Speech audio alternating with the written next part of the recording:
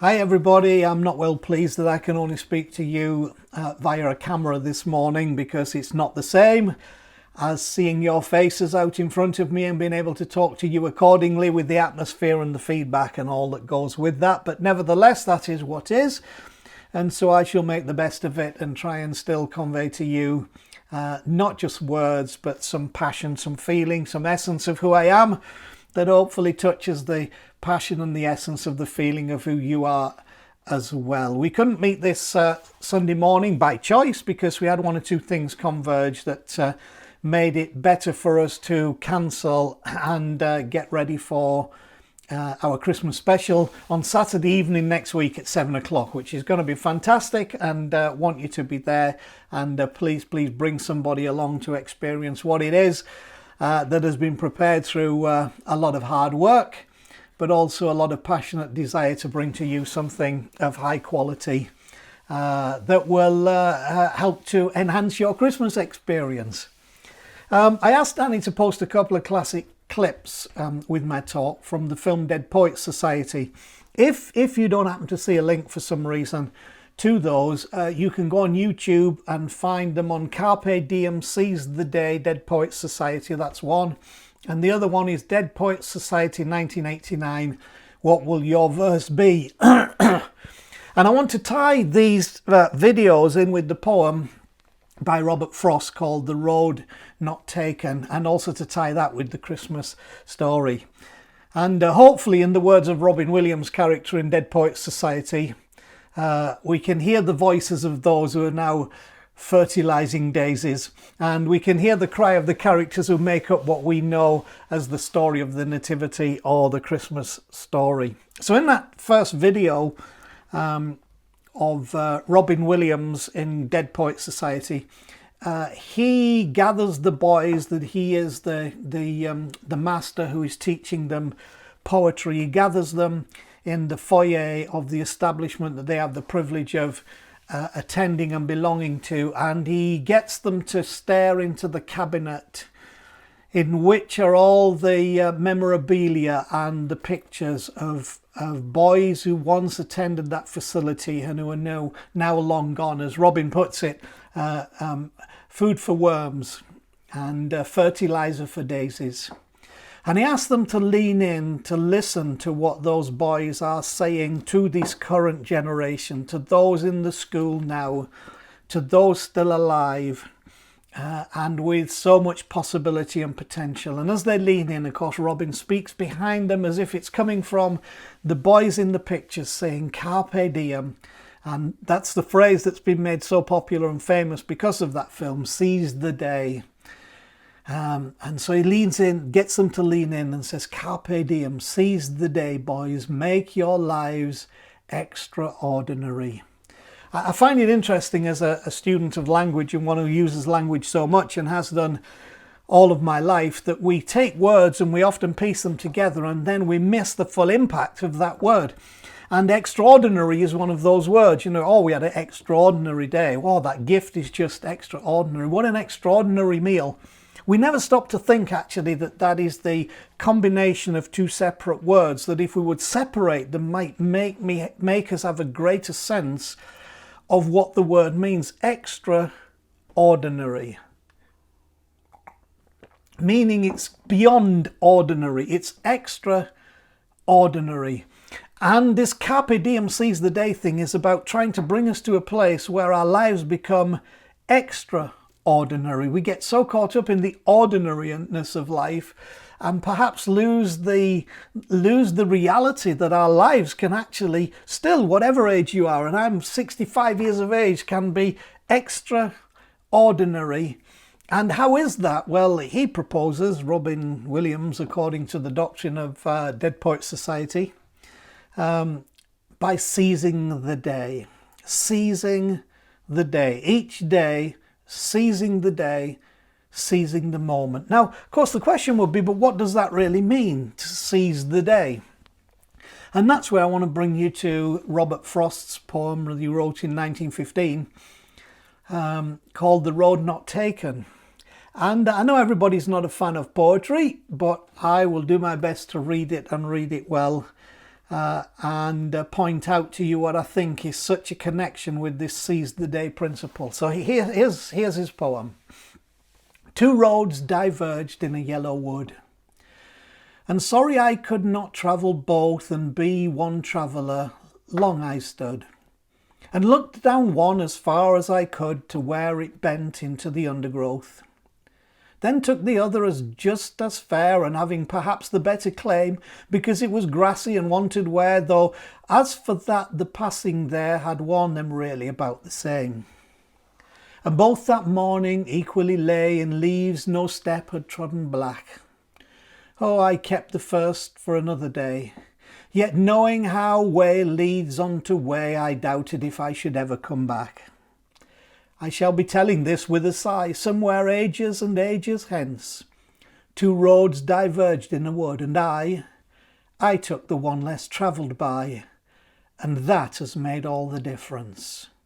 This is the same spirit as the seize the day. Two roads diverged in a wood, and I took the road less travelled by, and that has made all the difference. And for me, that actually then links in with the Christmas story, because I think the Christmas story is a seize the day story for every one of us. If we can truly grasp what it is about, just as the road less travelled is a truth for us, if we can grasp what that is about and we tie those together, maybe out of it our lives become extraordinary and we walk the road that makes all the difference. You see, the Christmas story is actually about choices made and directions taken. And we have two words that have become used for the Christmas story: nativity and incarnation. Now, you may think that both are just exactly the same, interchangeable, there's no difference, but actually they're both talking about different things, although connected by the same event. They share a moment on the stage of life, but they are not the same thing. And I would put it this way: one is the birth of a baby in a manger.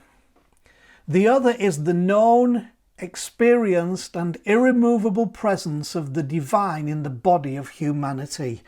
What a difference! What a difference! One makes the difference. One brings the extraordinary into the equation. But the other is just the story of the birth in a manger. And there is a subtle cleverness within the biblical text that constitute what we know as the Christmas story. To me, it conveys a hopeful, inclusive, big-hearted message and a call to belief, not just that it may be that Jesus was the Son of God, but of the infinite potentiality and possibility that rests within the seeming constraints of daily life and existence. Each of the characters taking the stage convey a piece of that message. I don't know if you see it. I saw it last year so clearly and see it again this year so clearly, that we're all Herod. We've all been the baby killer, the one who felt that our position, our authority, our role, our identity was being threatened by the occurrence or the event of something else turning up, the challenge of another thing, the threat to our current existence of another impartation, or let's call it an incarnation, into the world. So we've all been Herod. We've all wanted to kill the baby. We've all wanted to get rid of that, truth though it may be, so that it would leave us secure just as we are. We've all been the innkeeper who didn't want to make any room or couldn't make any room, whose lives were so full of stuff that when it came to the challenge of this new thing, this incarnate presence that perhaps would change everything, even for us, that we had to say there's no room in the inn. And so rather than making room in the inn, we've just accommodated it in an outbuilding, or in a subsection of our lives, just like the story is trying to convey about the birth of Jesus. We're all the innkeeper. We've all been the shepherd. We all are the shepherd. the sense of being excluded or discriminated against, or being the underclass or the underling or the underprivileged or the rejected or the unclean or whatever. We've all been that person. We've all had that sense of being outside of the community, out somewhere in the wilds. But perhaps we've all had that sense of a visitation, of something occurring, something happened that seems to be very heavenly, that is calling us to come to something beyond where we are, to leave what we currently are engaged with and to go to some other place where we will find a manifestation of something that will now forever change our existence. Question being, dare we leave what it is that we are so committed to keeping and protecting? We've all been the shepherd. We've all been the magi, the wise men. We've all been in systems and structures and understandings and dogmas and thinkings that didn't hold to what it was that we were now being challenged to move towards. And we've all had those experiences of the star in the sky. You say, well, I've never had that experience. But if you think about it real hard, in many ways, things happen in life that are just like that star in the sky, that seem to be drawing us somewhere, calling us somewhere, leading us somewhere, and asking us to follow, even though we don't know where that will lead. We've all been the magi who have to make those choices. We've all been Joseph. We've all had those moments where the challenge on our life in respect to what it was that we were being asked to accommodate, embrace, accept, own, was a great challenge to who we currently were, because we didn't understand, because we maybe didn't agree, because maybe we could not grasp. And so out of a place of difficulty, out of a place of lack of understanding, very often, having to come to a place where, do I trust what I am being drawn to, what I am being told, enough to allow it to draw me into a place where I can show some sense of nobility? There's one of the versions of the Bible that says that Joseph was chagrined but noble. It means that he was completely ticked off.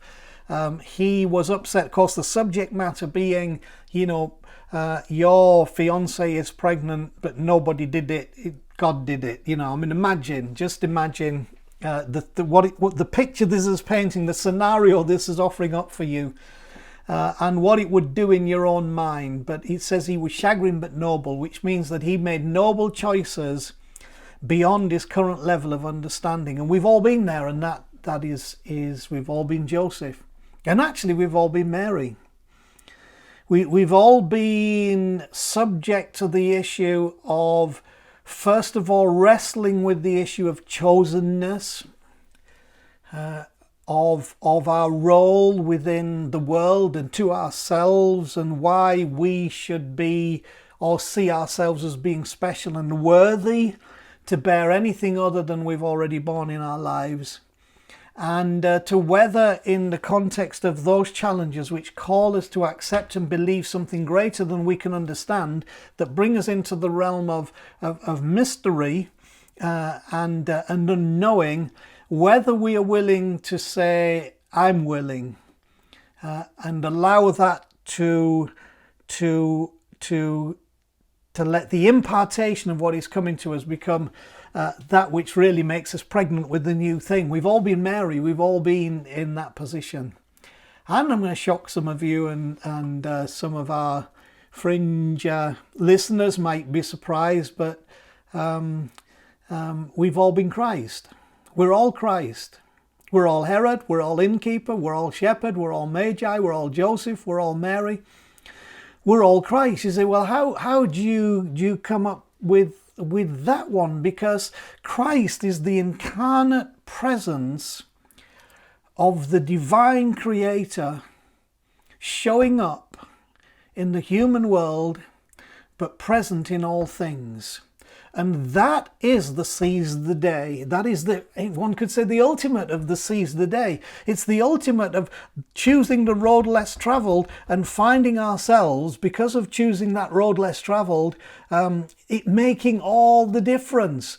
And so, the essence really of this is not just to bring us to Jesus in the manger, but it's to bring us to that understanding of this Christ Spirit, this incarnate God presence in human flesh, which is not just for the one moment as it was for the man Jesus, for the incarnation in the form of Jesus, but it's also present for you because that incarnation has never stopped being present in the earth, and that incarnation Spirit still raises the Christ in you.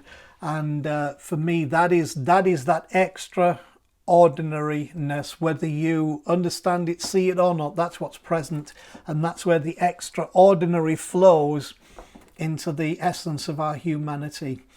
So the question, when you look at that in the story, did they all seize the day? Sadly, I would have to say no, but what I would say is the day was there to be seized, and it's there to be seized for you. See, Nativity without incarnation is just another Christmas tale. Take it or leave it, believe it or don't, it's just another Christmas tale. But when it becomes incarnation, it becomes a divine word into the essence of the world, which humanity can embrace and so engage with the power that releases and brings. And at the root of this, biblically the Bible puts it this way: and you shall call his name Emmanuel, which being interpreted is God with us. The root and the core of this story is Emmanuel, God with us. But I think it's more than that. It's God in us, because that's the real essence of this. But it's even more than that. It's God as us. And I think for me, if anything summarizes what the Emmanuel, God with us, not nativity, but incarnation means, it's God with us, God in us, God as us. And I pray we can grasp that today. There have been many attempts throughout the ages to introduce elements to the story which are inaccurate and simply dismiss us from the story, which is what I'm against, dismissing us. We are not dismissed from the story. We are part of the story. We are the story. And so rather than fully including us in it, these things have cropped up, particularly in Christian doctrine in some areas of the church, that simply dismiss us from the story. One of those is something you will have heard of, the Immaculate Conception in relation to Mary. It occurred quite early on in the story as the roots of this were emerging to what we would now know as Roman Catholicism. The belief that Mary's and they got this from an ancient book called the Book of I think it's the Book of James. I can't remember just offhand. I'd have to look that up for you. But where they got it from, the story was that not just Mary and Joseph didn't have intercourse to produce the Christ child, to produce Jesus, but also that Mary's parents did not have intercourse because the mother was barren and couldn't bear a child, but Mary was conceived, is the basic essence of the story, was the beginnings of this. And then in the 1800s it was put into Catholic dogma that not only was that the case, but that Mary was conceived without something the church has been obsessed with called original sin. So they sort of also tried to make Mary born of a virgin with no sin within her, so she could give birth to Jesus with no sin, so he could have no sin. And you think, well, where does all this stop? What about Mary's parents? What about Mary's parents' parents? What about Mary's parents' parents' parents? And all of these have been attempts through the ages to introduce these elements to the story, which dismiss us from the story, when actually the story is there to include us in the story, so that the miracle that is the story, the incarnation, is the miracle that we live in. And so those things shifted it from incarnation to nativity, if you understand what I mean. And I'm trying to shift you from nativity to incarnation. See, every one of us should share the hope of the virgin birth as a reality, because if we do, then it's possible that each of us has placed within us, by something other than our own efforts, a presence that, when birthed, brings salvation to our world, not condemnation of our world. There's something about surrender to mystery in the whole of this story, in the story of the two roads, in the expression of the Carpe Diem, something about surrender to mystery and unknowing that carries the potential for unimagined possibility. And if ever there was a time within the calendar of our year where we should give ourselves to think about this, perhaps Christmas time is it. Don't be afraid of or resistant to the journey that brings you to truth. Don't be afraid of the surrender to mystery and unknowing.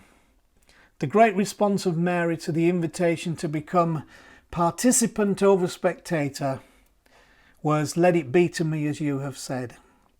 And I think right there in the crux of that is the whole issue of the "let it be to me as you have said." The surrender to mystery, not being resistant to the journey that brings you to truth. The surrender to unknowing.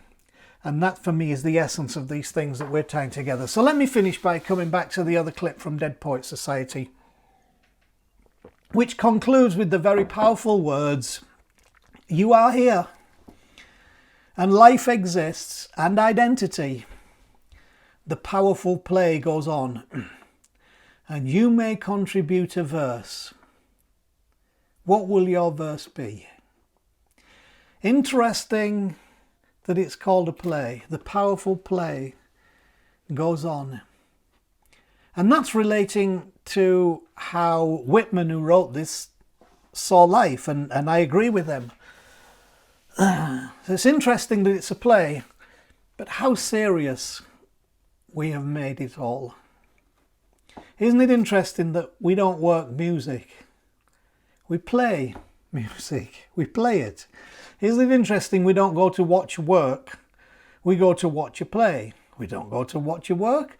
We go to watch a play. Now, when we get all technical, people talk about the works of Shakespeare, but the works of Shakespeare are not experienced as works of Shakespeare. They're experienced as plays of Shakespeare. And this whole word play comes into the equation. And that's why I wanted to title my message today, and probably will, Playtime.